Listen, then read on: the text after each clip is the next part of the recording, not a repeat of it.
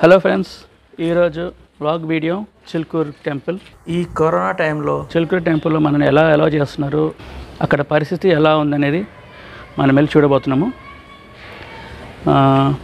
దీనికి స్పెషల్గా ఆర్జే మురళీకృష్ణ గారు, మన సబ్స్క్రైబర్లో ఒకరు, తను చెప్పారు ఒకసారి అటు వీడియో తీయండి అని చెప్పి. కాబట్టి we're going to Chilkur. Come on, let's start our journey.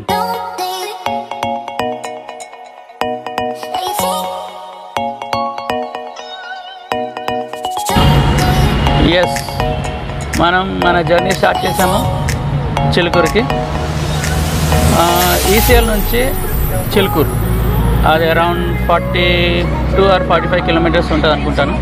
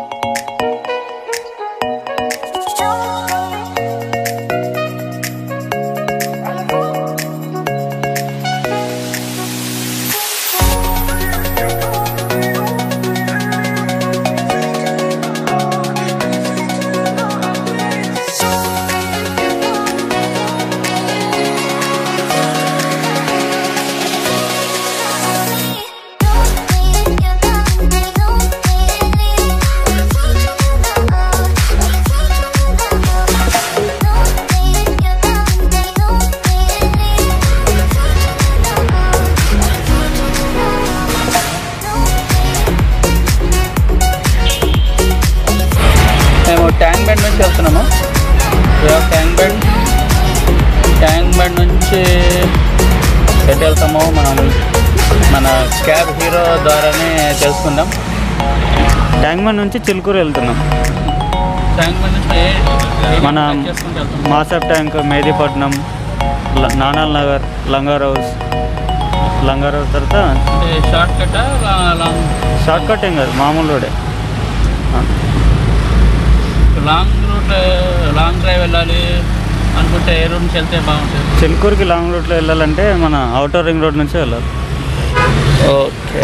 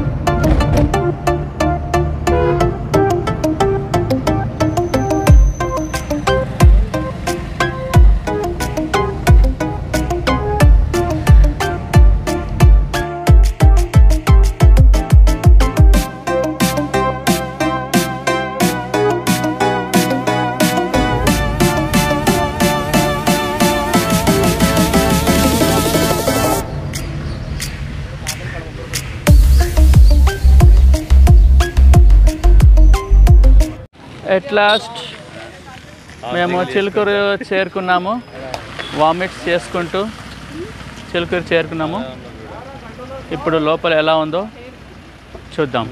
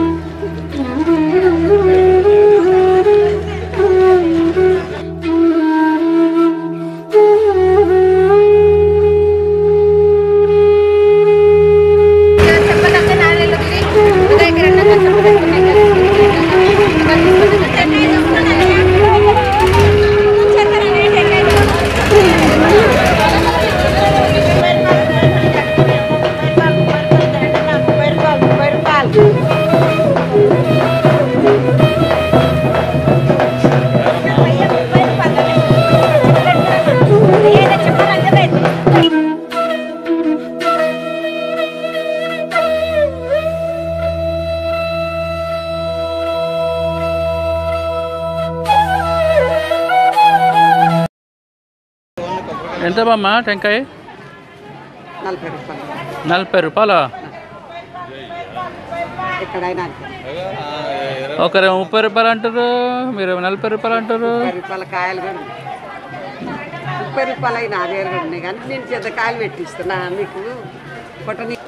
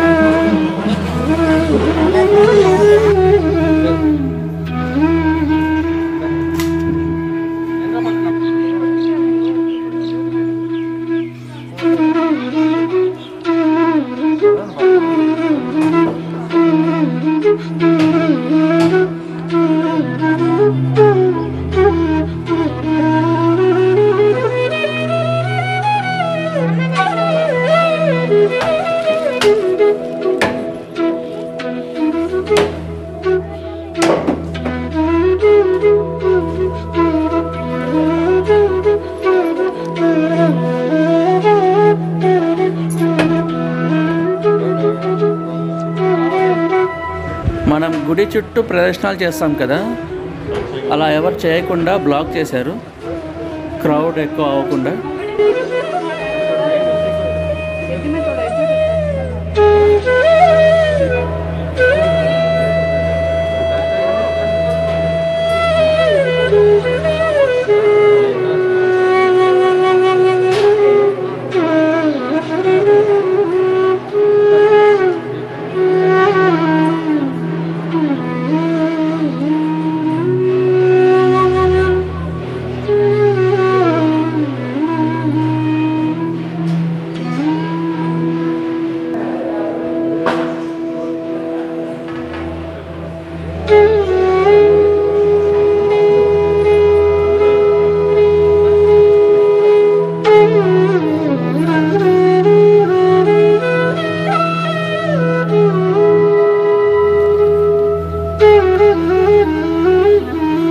ఇంతకుముందు నార్మల్ డేస్లో లోపలికి ఎలా చేసేవారు, దేవుణ్ణి దగ్గర నుంచి దర్శనం చేసేటట్టుగా పర్మిషన్ ఉండేది. కానీ కరోనా వల్ల గేట్ లాక్ చేసి భక్తులు బయట నుంచే దేవుణ్ణి మొక్కి వెళ్ళేటట్టుగా చేశారు.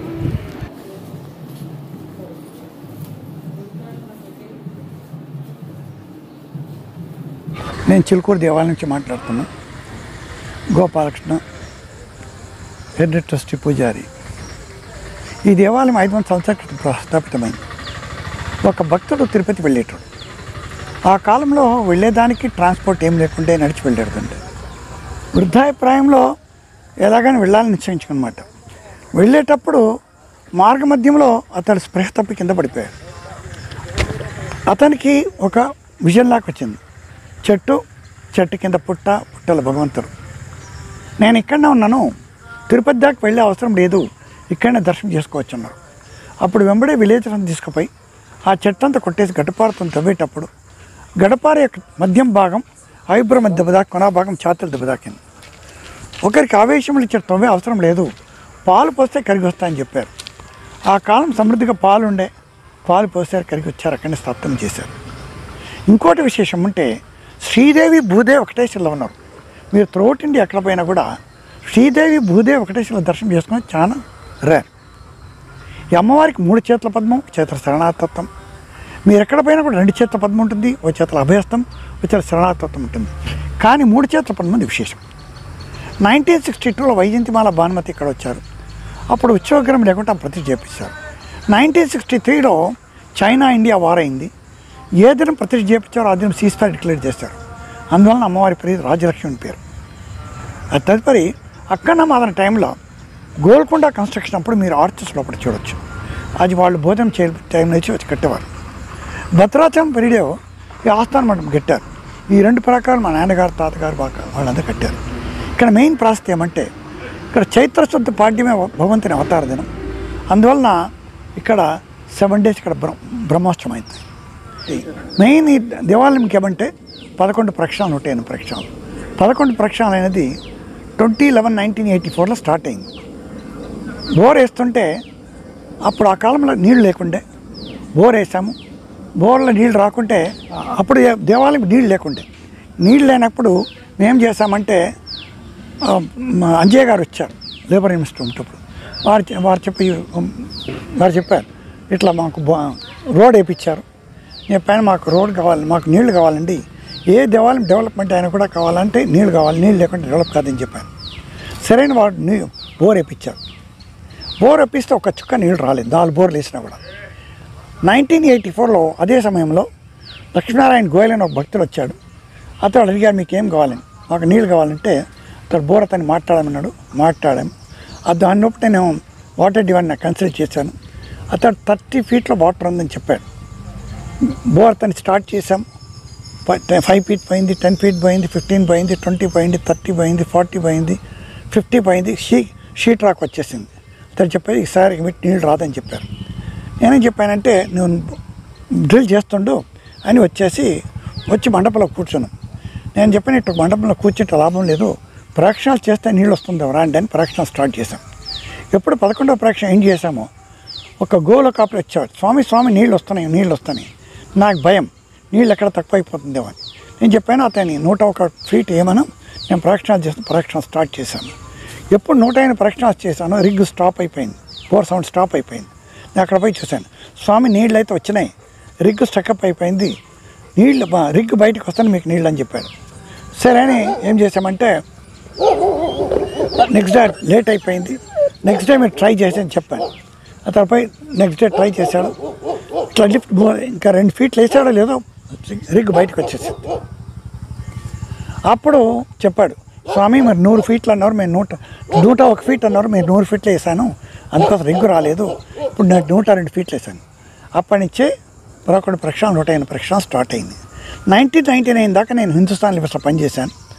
మా అమ్మగారు చనిపోయారు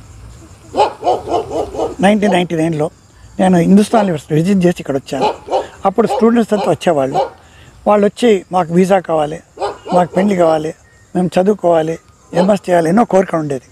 నేను చూసి వాళ్ళకి చెప్పేవాడిని, అర్చన చేసి వాళ్ళ కుంకుమ ఇచ్చి మీరు పోయి రండి, ఈసారి మీకు తప్పకుండా వీసా వస్తుందని చెప్పేవాడిని. అప్పుడు సార్ నేను 4 సార్లు వెళ్ళాను కానీ రాలేదని, మీకు ఈసారి తప్పకుండా వస్తుందని. వాళ్ళు వెళ్ళారు, వీళ్ళకి వచ్చి నాకు వీసా వచ్చిందని సంతోషం ప్రదక్షిణాలు చేసేవాళ్ళు. ఇంకోటి ఏమంటే తనకు అందరికి వీసా ఇస్తారు కాబట్టి తన పోయి వీసా బాలాజీ అని పేరు పెట్టాను.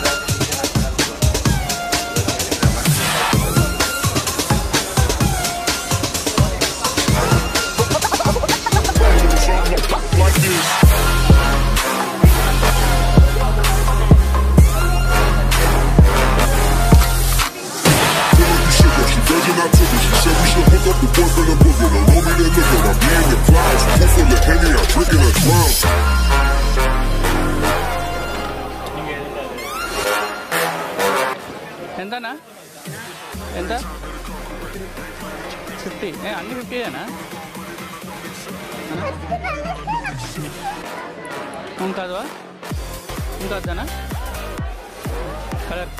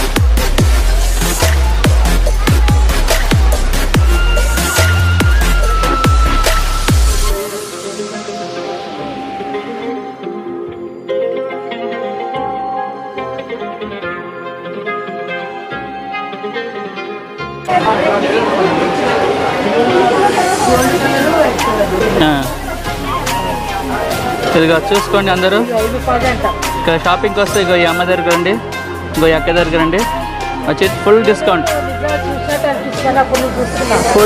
ఇస్తారు. ఒక అన్న కూడా కోమార్ అవుతాడు, అన్న గుర్తుపెట్టుకోండి. PRAVIN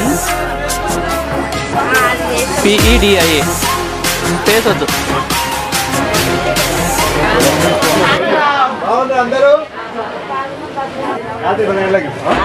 అయ్యా మళ్ళీ ఒకసారి చెప్పండి. జై శ్రీరామ్. ఇంకా ఒకసారి మళ్ళీ ఒకసారి జై శ్రీరామ్. హలో గుండు పాప, ఏంటది? ఓ గుండు పాప, ఇదిగో ఇక్కడ చూడు. హలో షాపింగ్కి వచ్చావా?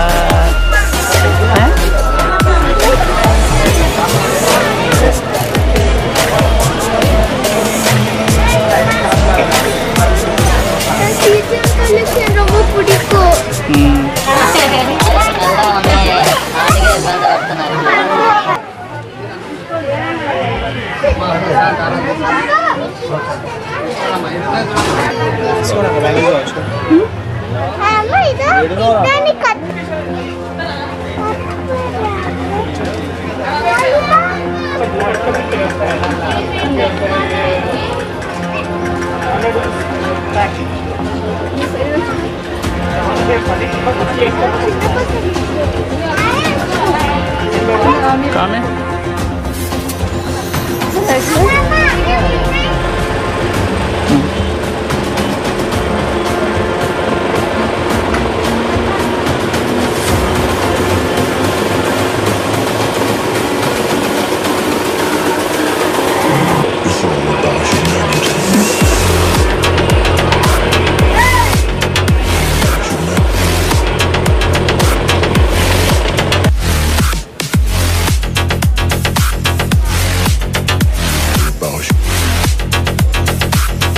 It's all about humanity.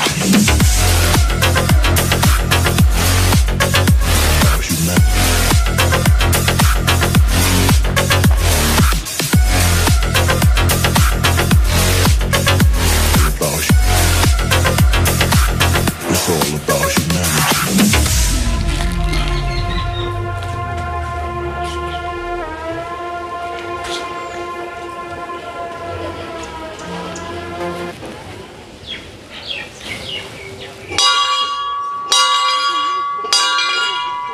మేలేరు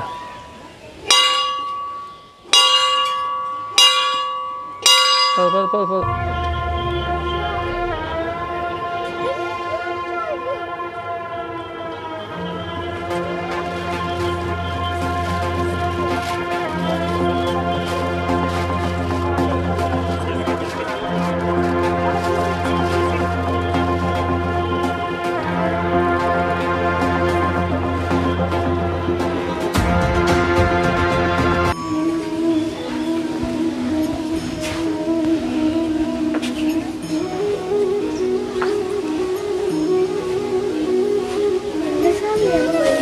Hanuman साहब हैं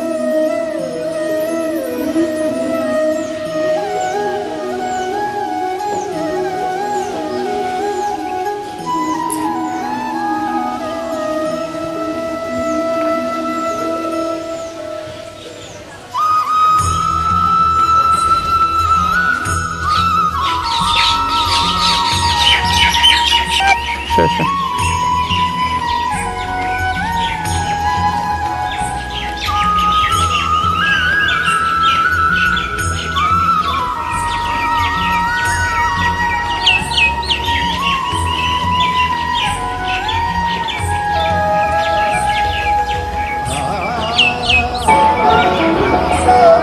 కొలను కదా అంత కాల్తలే రాజకారంలో ఇంక పుల్లికెడుదో పూజ పనులతో అయిపోయింది. శ్రీకృష్ణదేవరాయల కాలంలో కట్టించింది ఇది గుడి. ఈ కానించి కోట ఇది. శ్రీకృష్ణదేవరాయల కాలంలో అప్పుడు త్రిలింగ దేశం మంది తెలంగాణ, ఆంధ్ర, రాయలసీమ అని కాకముందు ఇది త్రిలింగ దేశం. అంటే బతుకమ్మలు, ఈ బతుకమ్మలు ఏమంటే ఎవరంటే తిరుమలాంబ, ఒక ఆవిడ చిన్నమ్మదేవి. ఈ బతుకమ్మలు ఎవరంటే శ్రీకృష్ణదేవరాయల భార్యలు. ఈ గునుగు పూలు తంగిడి పూలు ఎందుకు వచ్చిందంటే ఈ అప్పుడు యుద్ధాలు రజాకారులకి ఇప్పుడు రాజులకి వచ్చిన కాలంలో ఈ గునుగు పూలలో చెట్లలో దాక్కుని మానవడాలను దక్కించుకుని వెళ్ళిపోయిన వాళ్ళే బతుకమ్మలు. వాళ్ళు ఎంగిలి పడ్డారా లేదని ఎంగిలి బతుకమ్మని, సద్ది తిన్నారా లేదని సద్దిలు బతుకమ్మని చెప్పి పూజలు చేసుకున్నారు. అయ్యే వాళ్ళు మానవడాలను దక్కించుకుని వెళ్ళిపోయిన బతుకమ్మలు దేవతలు అయ్యారు కాబట్టి వాళ్ళు పూజిస్తున్నారు. అందుకనే ఈ గునుగు చెట్లు తంగిడి పువ్వులు ఆచారం వచ్చింది తెలంగాణలో. అది వేరే ఇండియాలో ఎక్కడ ఏం కాలేదు. ఇది శ్రీకృష్ణదేవరాయల కాలంలో పల్నాడు బ్రహ్మనాయుడు కాలం టైంలో ఇది మహాబలిపురం నుంచి పట్టుకొచ్చిన విగ్రహం ఇది. ఈ తర్వాత ఇప్పుడు దగ్గర జరిగి 26 తరాలు అవుతున్నది. 26వ తరం నడుస్తున్నారు. 3 లింగాల ప్రాంతమే త్రిలింగ దేశం. ఇది పురాణాల్లో ఉంది. ఆ పురాణంలో చెప్పమంటే చెప్తారు. గ్రామాల్లో ఎవరైనా పండితులు అంటే మొత్తం తెలిసిన పురాణం. ఇప్పుడు ఏ పురాణంలో అయినా ఏదైనా ఉంటేనే కదా అమ్మవారిని కొలుస్తాం మనం. దేవతలు ఎలా ఉన్నది, ఇప్పుడు ఏ పురాణంలో ఉంది, పెద్దమ్మ అన్నది, ఈ బతుకమ్మలు అన్నది అన్నీ తెలుసుకోవాలనుకుంటే మీరు త్రిలింగ దేశం పురాణం తీస్తే అన్నీ బయటకు వస్తాయి. Thank you.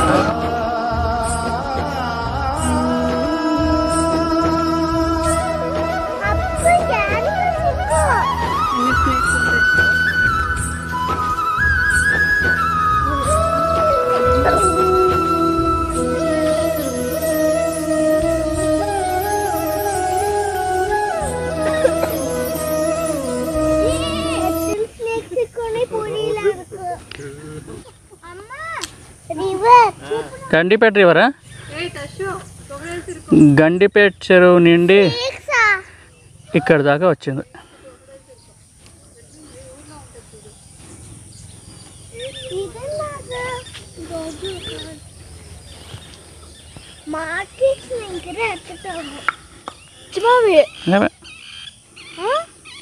ఇల్లమ్మా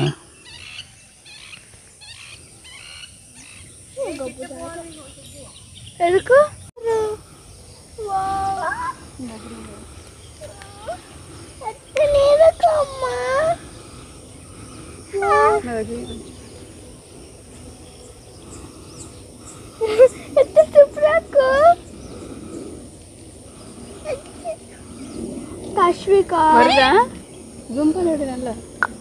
కన్ను కదా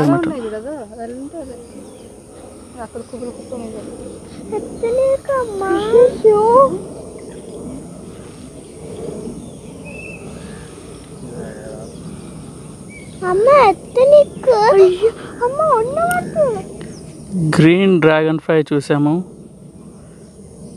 బ్లాక్ డ్రాగన్ ఫ్లై చూసాము, ఇది red dragonfly, red and orange dragonfly. Wow,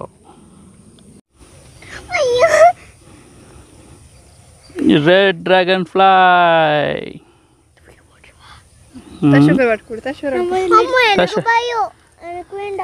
let's fly సోలామా లెట్స్ ఫ్లై పాచి పుచ్చుకో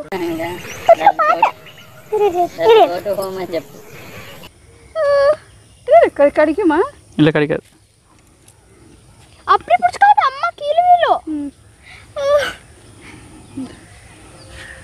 dragon fly, please tell to your friends to subscribe Praveenpedia and Two Sisters channel. Okay, bye. Bye dragonfly. Okay, tell to your friends bye. Bye. We have completed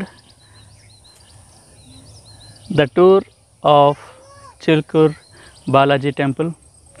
చూసారా, గండిపేట చెరువు ఇక్కడ దాకా వచ్చిందండి. మొత్తం ఈ చెట్లు మొత్తం లోపలంతా నీళ్ళే,